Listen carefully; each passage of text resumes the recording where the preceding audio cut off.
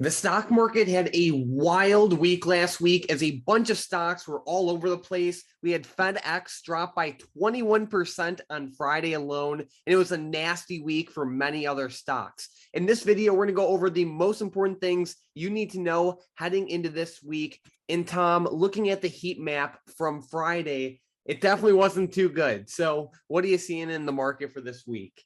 Yeah, definitely not a good heat map, Mike. It wasn't the worst. We did see some stocks rise on Friday, like Nvidia was up, Johnson & Johnson was green, but then we see like Microsoft, Apple, Amazon was down by 2%. All the oil stocks were down, so it was definitely mixed, and FedEx and UPS really led the way. Look at these shippers. FedEx was down 21%, Mike, and we're going to be having a huge week here with Powell set to speak. So the biggest thing coming up this week, guys, is going to be the Fed's FOMC meeting and the interest rate decision. So Powell is going to be speaking at 2:30 p.m.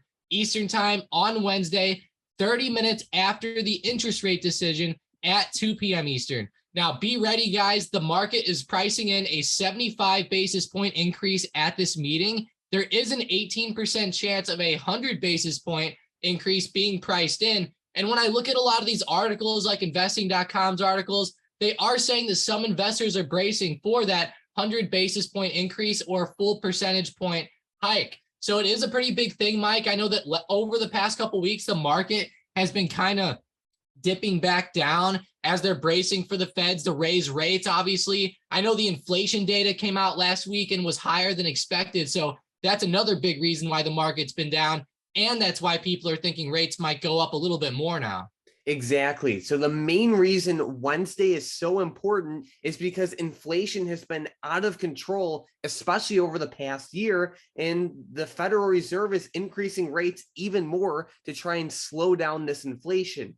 On Wednesday, we're just going to know by how much they're going to increase rates by, and that'll have a huge impact on everything from literally everything. Rates affect like everything in the economy, and they have a huge impact on the stock market as well. So Wednesday, pay attention, especially at like 2 p.m. Eastern time and 2:30 p.m. Eastern time. There will be live streams all over YouTube on 2:30 p.m. Eastern time on Wednesday, and you can watch Powell speak live. Yeah, and we really need him to come in and kind of help out the markets here. Like, look at how much the SPY has been dipping back down over the past few weeks, especially since the beginning of September. We're now breaking below that key $400 support, and we're just moving pretty low. Honestly, the SPY on Friday hit lows around 382, Mike. That was a pretty nasty drop there, so I'm hoping that we can maybe hold up a little bit more. But honestly, I'm not really going to be expecting too much upwards movement right now because Powell has to raise rates. They have to keep these rates higher because that past inflation report kept showing that inflation might keep going back up. So they're going to have to keep raising rates till that drops. And Powell's been promising every single time he's spoken recently that they're going to keep raising them until that inflation comes down. And since it's not coming down, it'll probably keep rising. And Mike, with the SPY falling under this key trend line here, finally falling under this pink trend line, we saw a pretty nasty sell-off at the end of last week. And honestly, I could probably see the SPY possibly coming down and retesting 380. And then I even see a huge support on the SPY down here around 372 or 370. I really hope we don't get down to there, but if we're moving like we did last week, we might get there. Yeah, the market is in Powell's hands. And what's another interesting thing that I saw is we can see that we're like between this giant range on the SPY with highs around 431 to 432, and then the lows, at least recently, right around 362 or so. We are actually below the midpoint now of around 397, you can say, because the SPY is at 385. So that's interesting. And, the only reason we're below this midpoint is because of the disaster that we had this past week.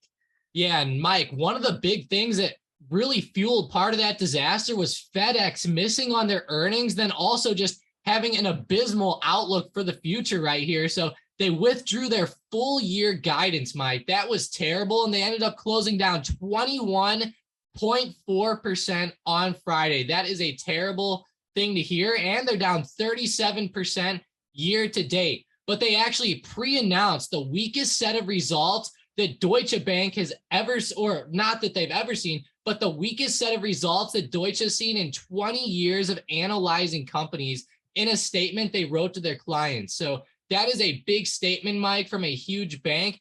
The worst pre-announcement of earnings in 20 years. So that's terrible. Their EPS came in at $3.44 a share, 30% below the $5.10 or the $5.10 estimate compiled by Bloomberg. So that's terrible. They're going to be cutting flights, trimming labor hours, and cancel capacity projects to cushion their expected blow of reduced demand for the next several quarters. And Mike, that's terrible to hear that these shippers are expecting reduced demand. That means we might see reduced demand across the board, like Amazon might see less sales and all these online retailers might have less products going through the shipping department.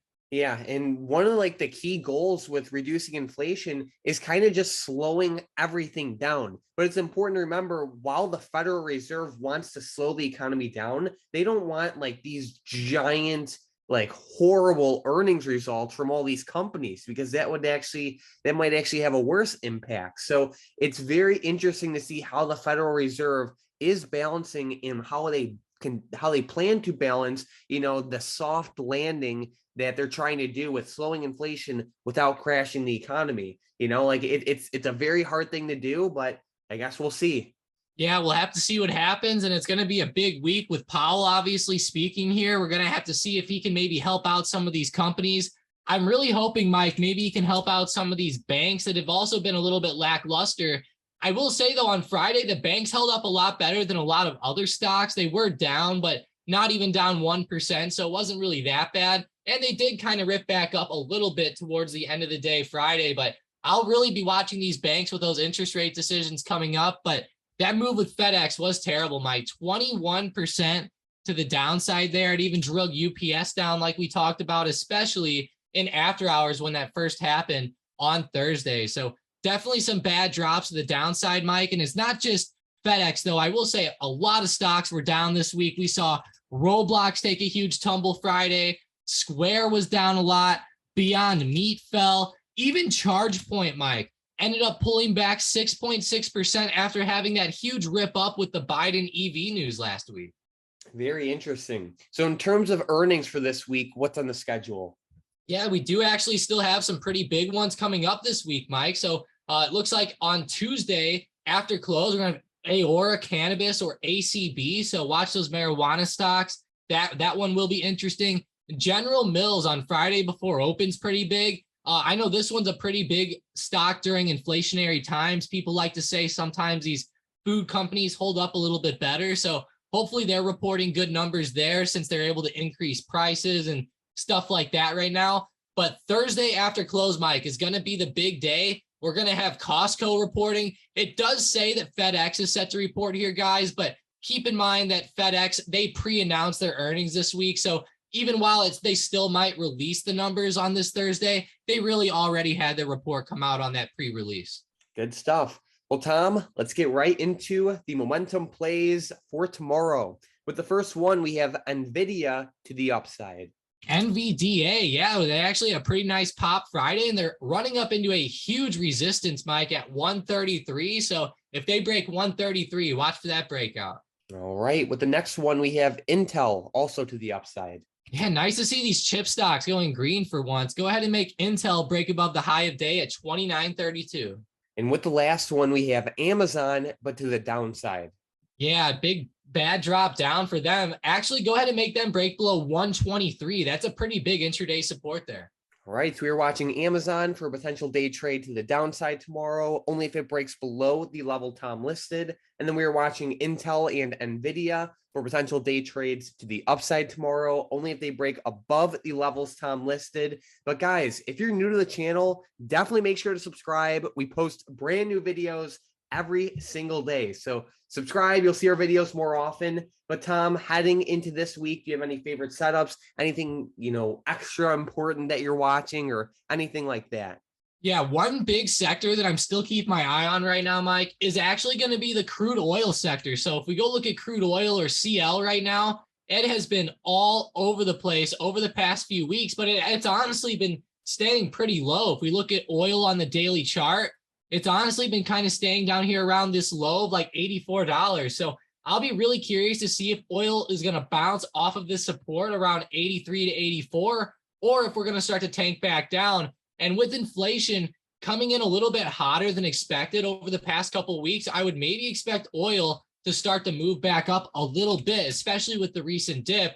But what I will say, Mike, is like, look at some of these big oil stocks like ZOM, Oxy, and stocks like that. They have been overextended now for quite a while, and it looks like they're actually going to be pulling back down a little bit whenever I'm eyeing up the chart. So I'm really kind of conflicted this week with crude oil, but I will be watching these stocks very closely. You can see ZOM is bouncing on a support right around $92 where it's hit a few times, and we've had a little bit of decent uptrends off of that 92 support. So I'll be watching these oil stocks very carefully. If we do see that recovery with oil, I'll probably switch over to GUSH or something like that and play it up. But I'm really going to be watching these oil stocks, Mike. They seem a little bit overextended here, and I can maybe see a dip back down, especially with lower highs on ZOM's chart. Good stuff. I really have my eyes on stocks like AMD and Nvidia. These stocks took a beating over the past month or so, and they are a little bit oversold. And like AMD especially is coming very close to a recent low, right around $71.60. So I'm looking at it not necessarily for a potential like dip buy, but maybe for some day trades throughout the week, considering how they're oversold and they are coming close to some decent support levels. Yeah, I actually like that setup quite a bit too, Mike. And they had some green come in Friday. They didn't close green, but you could see the daily candle was green, and it did look pretty promising there intraday. I know Nvidia actually closed green by 2%. So looking at AMD, Mike, that actually is pretty good. And look at that support I've had here at like 74.50. Honestly, it's kind of bouncing up off of that right now. We're seeing a few like hits on that and some nice wicks coming in. So yeah, I'll definitely be watching that, Mike. Looking at that intraday chart, like I said, they almost went green, which would have been amazing. True. And then last but not least, we have to give a giant shout out to today's member of the day, Joe 36445. You've been in the chat for almost 2 years now. Definitely keep up your activity and positivity within the Stocked Up Discord chat. It's awesome to have you. And if you guys want to join, it's completely free. It'll be that first link in the description and the comments down below. You get free day trades every single day, and you can network with a bunch of great people and traders. Besides that, I'm very excited for this week.